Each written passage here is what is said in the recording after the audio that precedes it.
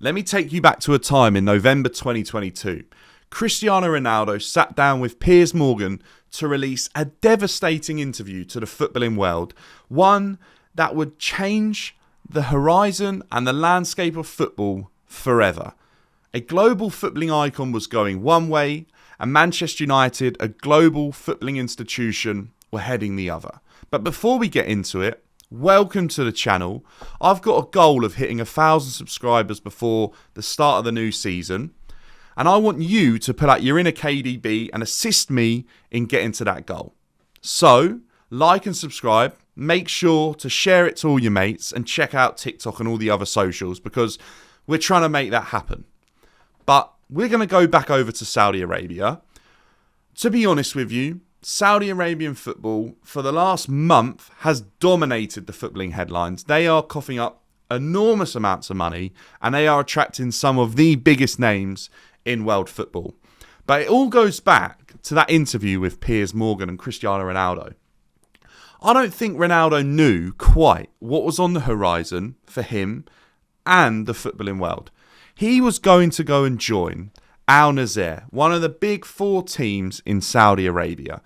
And at the time, it was looked at as a retirement move because Cristiano Ronaldo was leaving European football. And to be honest with you, to most of us, football outside of Europe didn't really matter. Football outside of Europe wasn't important because the top 5 leagues in Europe and the Champions League was where it was at. And obviously the odd international tournament caught our eyes. So when that happened, most people thought that was it. That was the end of Cristiano Ronaldo. But boy, oh boy, we were wrong. Cristiano Ronaldo started off one of the biggest chain reactions in football you may ever see. Now, I'm going to tell you a little bit first about the Saudi Pro League and its beginnings and how it runs and what we're looking at as a competition. When Ronaldo signed, it was a 16-league team. They're now up in that to an 18-team league because they've looked at Europe and decided that the most successful leagues in Europe are an 18 or 20 league or 20-team league. They have 2 teams get relegated, so they've actually changed that from 3. But they do have an 8 foreign player limit to their teams to help grow the Saudi Arabian national team's prospects and chances in these competitions. It runs similar to the Prem. It does August to May. It has 2 competitions elsewhere. The Saudi Super Cup and the King's Cup are its domestic competitions. They also managed to add 4 teams to the Asian Champions League. They're very, very respectable teams in that competition as well. But I'm going to take you back a little bit to when the likes of Ever Banega, Odion Igalo and David Ospina moved over to the Saudi Pro League. And they weren't the first to do it, but they were probably some of the bigger names. And even a young promising player in Talisca moved over to Saudi. And it was probably viewed as an end destination. It's where their careers would fade out. A year ago, though, Nuno Espirito Santo, after failing horrifically at Tottenham, moved to the Saudi Pro League. Now, bear with me. There's some tongue twisters for this league. He moved to a team called al-ittihad. He then went on to win the league, and he's just finished, obviously, as a champion out there. So, all of a sudden, it started making some noise. Some of these players were doing well. Some of these bigger managers were also having success.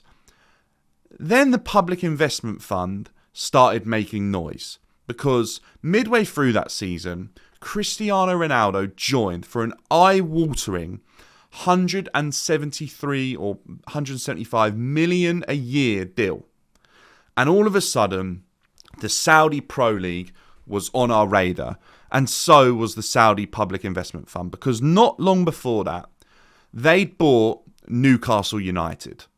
They were investing a huge amount of money into Newcastle, and they were going to change what it looked like for the future looked like for Newcastle as well.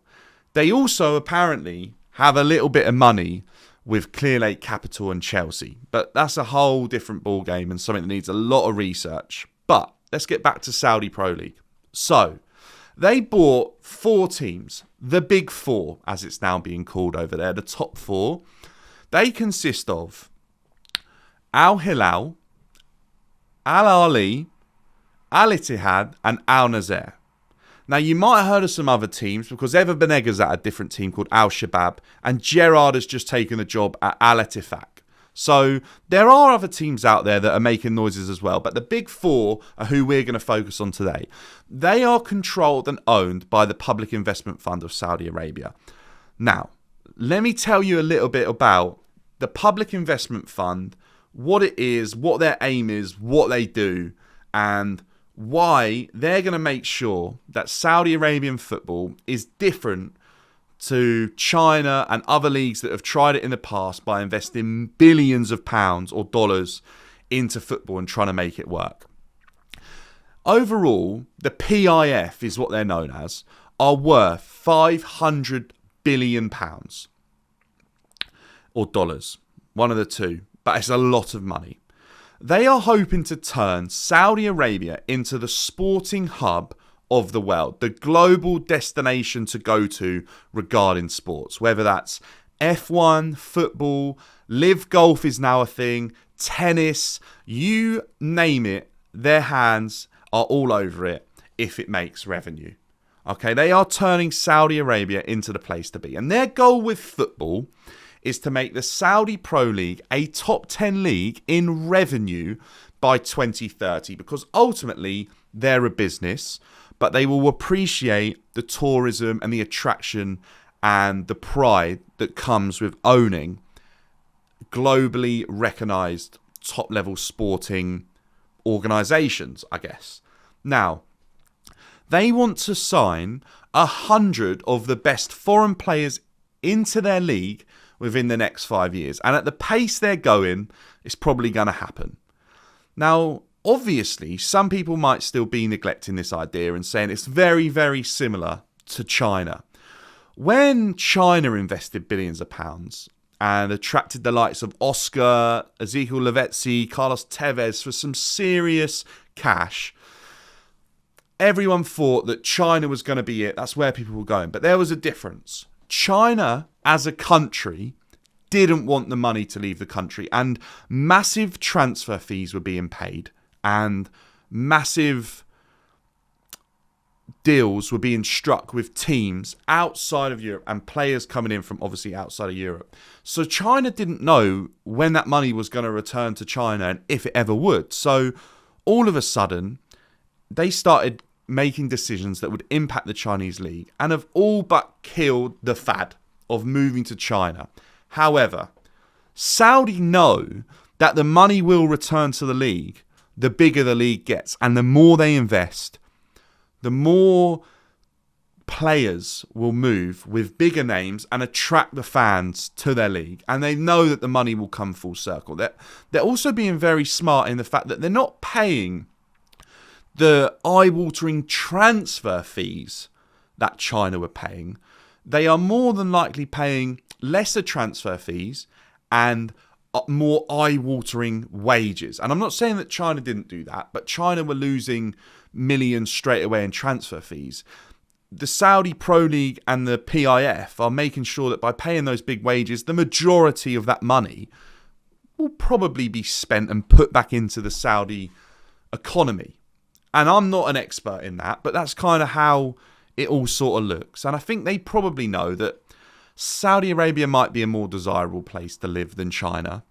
They've already attracted what I would say are bigger names, and they're probably paying, on the whole, to more players, more money. And that's not without differences and complications for these players moving over there, but that's something I'll get into a bit with what they're being paid and how their lives might look. I'm going to give you a rundown of all the teams. Al-Hilal, that's where Koulibaly is. It's where Ruben Neves has gone. It's where Jorge Jesus, the manager who had a lot of success in Portugal, is. They are Saudi Arabia's most decorated team. They play in blue. They've won something like 66 trophies as a club, and I think maybe like 18 leagues of the Saudi Pro League or something like that. Now, these numbers might not be perfect, but I've been researching and some things are different. I don't know whether the leagues changed form and stuff in years gone by, but they've been around for a long time. They are the most decorated team, though. There's no doubt about that. Al-ahli is where Eduard Mendy's ended up from Chelsea. I don't think they've got a manager. I've done a lot of looking. They've recently parted with a manager. I don't think they've got one. Al-Ittihad have Benzema, Kante, Nuno. They are the team in yellow and black stripes. Al-nassr, that's where Ronaldo is. Brozovic is joining them as well. Talisca and David Ospina, they're in yellow and blue, and they've just signed the partnership with Nike as well. So Ronaldo's influence is massive. Now, obviously, there's the likes of Firmino, Mahrez, Jota, even the likes of like Allegri, Mourinho have been approached. How it works with the Public Investment Fund, though, is very important. They negotiate with the player or the manager first. They then kind of dictate to what club they might go, because they're trying to create a balance. They're trying to create 2 and a 2. So there's 2 big teams in Riyadh, 2 big teams in Jeddah, and they play at 2 main stadiums, really. There's Al Hilal in Riyadh. They play at the King Fahd International Stadium. The other team in Riyadh is al-nassr. They don't actually play at that stadium. They play at a 25,000 capacity Al Awal Park. Now, the King Fahd is 68,000 and the biggest in the country. The 2 teams in Jeddah, al-ahli and al-ittihad, they play at the King Abdullah Sports Centre. They share that. That's a 62,000 seater. So massive stadiums. And if you go through the league, like Al-Ittifaq, Gerrard's team, 35,000. Like the stadiums are pretty big. The smallest one though is 7,000. So very, very similar to in and around the top leagues in Europe. They've got some very big stadiums. They've got some smaller as well. But that's how the league's looking in terms of stadia. They have the money to create more. They're obviously creating a kind of artificial rivalry, but they want it to be balanced where all 4 teams can compete. So there'll be a obvious rivalry between the 2 cities, the 2 biggest cities, I think, in Saudi. Now, I'm not an expert in Saudi. I've never been. I don't know if those cities get on. I don't know if there's actual rivalries already in place. But to me, from the outside looking in, it might be a bit artificial.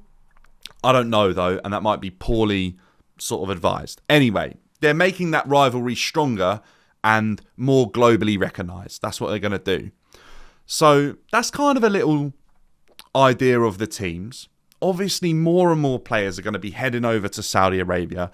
They're going to be joining the Saudi Pro League, and you won't ever really know where the teams will end up. One little thing that's going on at the moment is Jota looks to be on his way to Al-Ittihad. However, al-ahli apparently created a media storm and a protest, and they want that deal hijacked. So the fans still want stuff to happen, and the clubs obviously have slight directions of where they want to go, but really the PIF own it and are going to choose the final outcomes. And I think the players probably get a little bit of a say. Now, there's apparently strange adaptations to life moving to Saudi Arabia. And obviously it's a very big Muslim country, or Islamic might be the term to use. And I don't want to offend anyone here, and I'm being very, very careful. But the word is that it's obviously far more attractive to the Muslim superstars at this moment in time. I'm sure with the growth of the league, far more religions and nationalities and whatever will move to the Saudi Pro League because the money will be too good to turn down.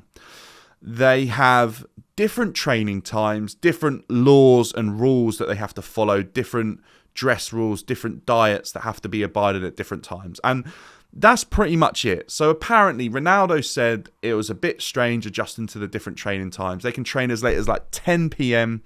and they might train in the afternoon and not really the morning. Obviously the weather's different there.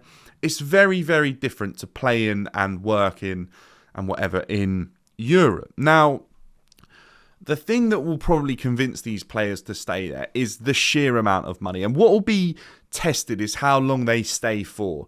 Most of them are going on fairly short contracts, some a little bit longer than others. And it will be interesting to see what happens when the contracts run out. Are they going to stay or will they return to Europe? But obviously, the bigger the league gets, the more likely they're going to be to stay. But I'll give you a little rundown of like the top 5 and a couple of other earners that are like massive talking points at the moment in world football and the wages that are being paid. So we'll go to Ever Banega. When he moved there, he was paid £176,000 a week for al-shabab. That's about 9 million a year. So that was like a statement. He was going for a lot of money. The likes of Talisca, Pereira, who was at West Brom in the Prem for a little bit, Hegazi as well, he's been in the Prem, and Marega as well, I think was at Porto. They're on around 4 to 5 million. So that's like your average player. That's what they went there for. So look, there's already a couple more names sneaking in and appearing when you go through different lists. Now, all of a sudden, the jump comes this summer when apparently 2 billion has been allowed to be invested to get this kind of 10-year revolution started. So when Ronaldo moved in the winter, he is on 173 million a year. That's like 3.5 million a week. Crazy, crazy money. Probably didn't think that someone else would be going there getting similar money, to be honest with you. But then there was flirting with Messi, who was offered double that. And he decided to go to Inter Miami because it suits his lifestyle better and that's where he wants to be. And Messi's got a sweet little deal over there, by the way. He's in for a cut of a 10-year deal of sign-ups to Apple TV and the MLS. It's a monstrous deal over there with the MLS and Apple TV. And Messi is in for a cut of every subscription from him joining now. So he's going to make just as much out there. Don't get it wrong. Don't get it twisted. Benzema, however, was probably the second biggest name to go. He's gone for 3.5 million a week as well. He's in and around the 170 million a year. He's joined al-ittihad. He's obviously almost getting a similar amount of money to Cristiano Ronaldo. However, I've got a feeling Ronaldo might have some deals and some sweeter business investments and stuff elsewhere. But I can't guarantee that, but I'm sure Ronaldo won't want someone earning as much as him because he's now like the guy who went to Saudi to kick it all off. Kante, 90 million a year, 1.7 a week. So already crazy, crazy numbers. Numbers Chelsea couldn't even get close to. Koulibaly upped his wage from Chelsea. He's on 30 million a year, 500 grand a week or something like that. Ruben Neves is the interesting one. He kind of gave up waiting for Barcelona and he's gone out there. 300 grand a week, 16 million a year. So actually in total, we've covered like the top 10 earners. And I'm sure with players coming over, the players on 4 or 5 million will drop down. And I'm sure it will be rare for a player to go over there with a big name for less than double figure millions, to be honest with you, a year. So it's going to be crazy. And that money is not only being backed by a very, very wealthy investment fund. They are aiming to distribute the Saudi League to every country in the world. As far as I'm aware, there is a deal in every country in Europe to show the Saudi Pro League on TV, bar the UK, because they are probably protecting their prized asset, the Premier League. They want people to still watch that over being distracted by a league that runs at exactly the same time, the Saudi League. Now, ESPN are the place to watch it in America if you're over there. But if you want to watch it and you're from England and Europe, as far as I can work out, there is Shahid, which is the company that own the global rights to the Saudi Pro League televising online. They are a subscription-based company, and it's about £12 to £15 a month is what it looks like. I don't know if it's definitely watchable in England, but it is in Europe. So that's what I've seen. And more locally, the Saudi Sporting Company is who own the rights for Saudi football, the Saudi Pro League, the cups and stuff like that, in and around Saudi Arabia. So that's kind of where it's at. And what Saudi have said is, to this company, I think they're called IMG or IGM. They own like the Premier League and distribute it to the world outside of England. They've contacted that company and said, you need to buy our rights within the next 2 years. So they're going to get a mega TV deal as well with all these names. So not only are they going to have wealthy money being backed by the Public Investment Fund, they are going to become monsters and achieve their goal of becoming a top 10 revenue generating league in the world. So I know it's been a bit all over the place. I feel like I've covered everything I've wrote down in my notes for like the last week that I've been doing research. It's obviously very new to a lot of us. It's new to the players that have gone over there.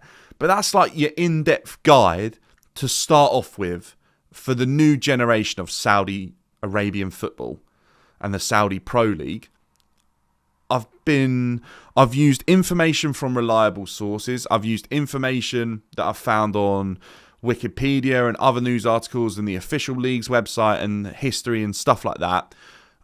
I've tried my best with pronunciations, and I've tried my best to be inclusive of all with Saudi Arabia's style of life and their religious views and all that. I'm not here to offend anyone. I'm just trying to put it all out on the table. And I, for one, will be following the Saudi Pro League because I'm interested, I'm intrigued, and I want to watch these footballers play football because they are some of the best footballers around and they're going out there. So, albeit in their latter years, some of the bigger names, but I want to watch it and I'm going to be involved and I'm buying into it. I'm yet to decide a team. So if anyone from Saudi's watching and convince me of who to choose, I'm interested.